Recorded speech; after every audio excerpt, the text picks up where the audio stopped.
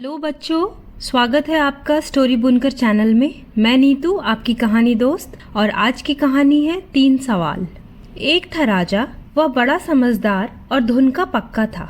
वह जो सोचता उसका हल ढूंढकर ही चैन लेता। किसी भी काम में अपनी हार उसे बहुत अखरती। वह सोचता क्या उपाय किया जाए जिससे वह कभी न हारे। एक दिन उसके मन में 3 सवाल उठे। पहला सवाल था, किसी काम को करने का सही समय कौन सा होता है। दूसरा सवाल था, किसकी बात सुननी चाहिए और किसे टालना चाहिए। और सबसे बड़ा तीसरा सवाल था कि सबसे जरूरी काम कौन सा है।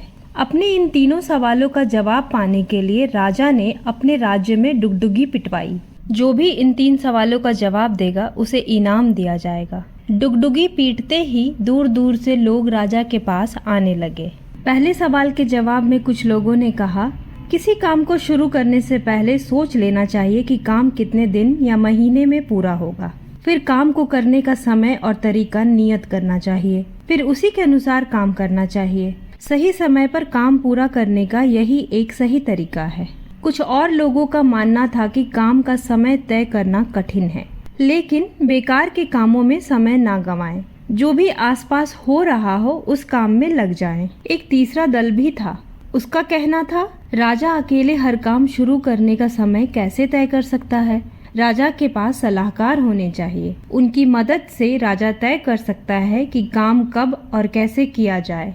लेकिन कुछ और लोग भी थे। उनका कहना था, हर काम का समय पहले से सोचना कठिन है। आलस में समय ना बिताएं। जो भी काम सामने हो उसे पूरा कर ले। किसी ने कहा कि कई बार सलाह लेने का समय नहीं होता है, लेकिन जवाब तुरंत चाहिए। तब सही जवाब केवल जादूगर ही दे सकता है। बस वे जादू से सब कुछ जानकर राजा को बता देंगे। इसी तरह दूसरे सवाल के भी कई जवाब थे। कुछ लोगों का कहना था, राजा के लिए सलाहकार बहुत जरूरी होते हैं। कुछ पुजारी और कुछ वैद्य को जरूरी बता रहे थे। किसी ने राजा के लिए सबसे अधिक आवश्यक सैनिकों को माना। तीसरे सवाल के जवाब भी कई थे। सवाल था, सबसे जरूरी काम कौन सा है। कुछ ने कहा ज्ञान विज्ञान, तो कुछ ने रणनीति, किसी और ने कहा दान धर्म। सारे जवाब अलग अलग थे। राजा को एक भी जवाब सही नहीं लगा। राजा ने सुना था कि पास के जंगल में बरसों से एक साधु तप कर रहे हैं। वे केवल साधारण जनों से मिलते हैं। उनके ज्ञान की चर्चा बड़ी दूर दूर तक थी।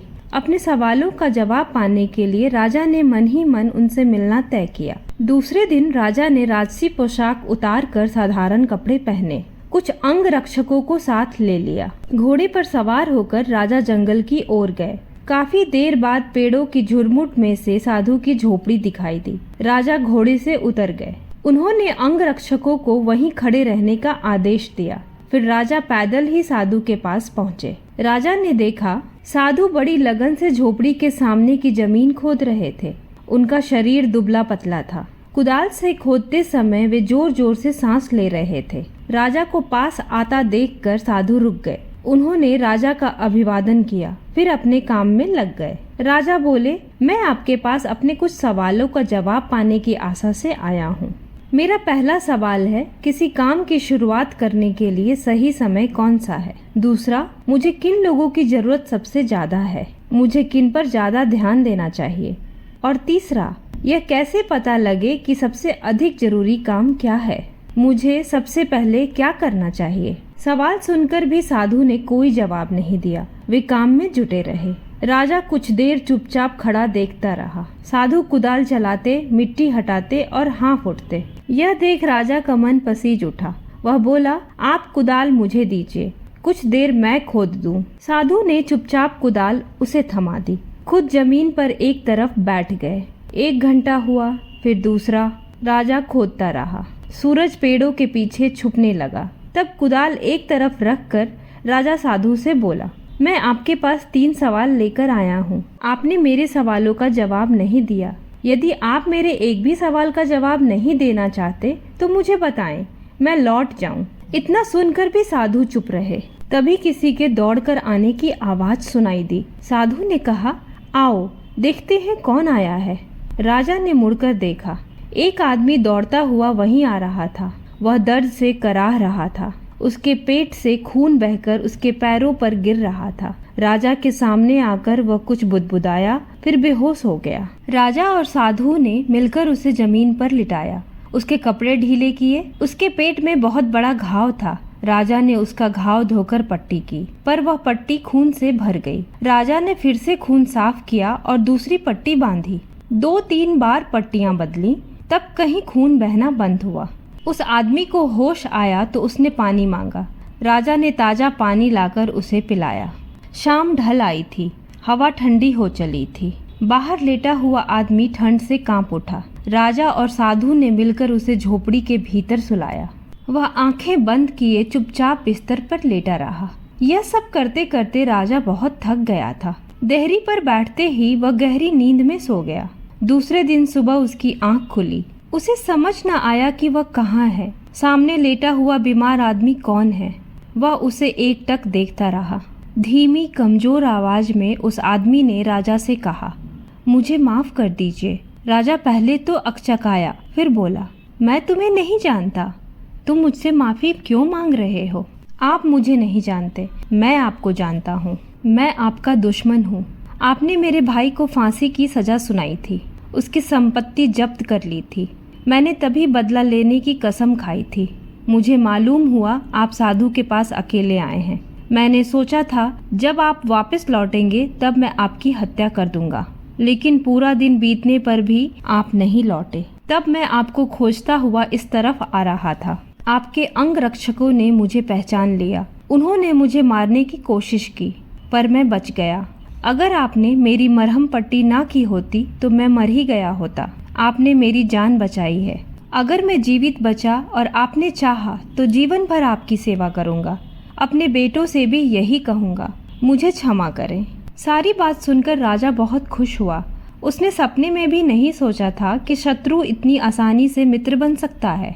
राजा ने उसे माफ कर दिया, उसे विश्वास दिलाया कि लौटकर उसकी देखभाल का पूरा इंतजाम करेगा। राजा झोपड़ी से बाहर आया, साधु के पास जाकर बोला, मैं अंतिम बार आपसे अपने सवालों का हल मांग रहा हूँ। साधु घुटनों के बल बैठ उन क्यारियों में बीज बो रहे थे जिन्हें कल तैयार किया गया था। साधु ने सिर उठाकर राजा से कहा, राजन, तुम्हें तुम्हारे सवालों के जवाब मिल चुके हैं। राजा हैरान हुआ। उसने कहा, मैं समझा नहीं। साधु बोला, क्या तुम्हें मालूम नहीं? तुम अभी समझे नहीं? अगर कल तुम्हारे मन में मेरे लिए दया ना आई होती तो तुम चले गए होते। तुमने ये क्यारियां तैयार ना की होती। राह में यह आदमी तुम पर हमला करता, मेरे पास ना रुकने के लिए तुम पछताते। जब तुम क्यारियां तैयार कर रहे थे वही सबसे सही समय था। तब सबसे महत्व आदमी मैं था। उस समय मेरा काम सबसे जरूरी था। जब वह आदमी दौड़कर हमारे पास आया और हमने उसकी मरहम पट्टी की, वही सबसे सही समय था। अगर तुम उसकी मरहम पट्टी ना करते तो वह मर गया होता। इसलिए उस समय वही सबसे महत्व का आदमी था। तुमने उसके लिए जो भी किया उस समय वही तुम्हारा सबसे जरूरी काम था।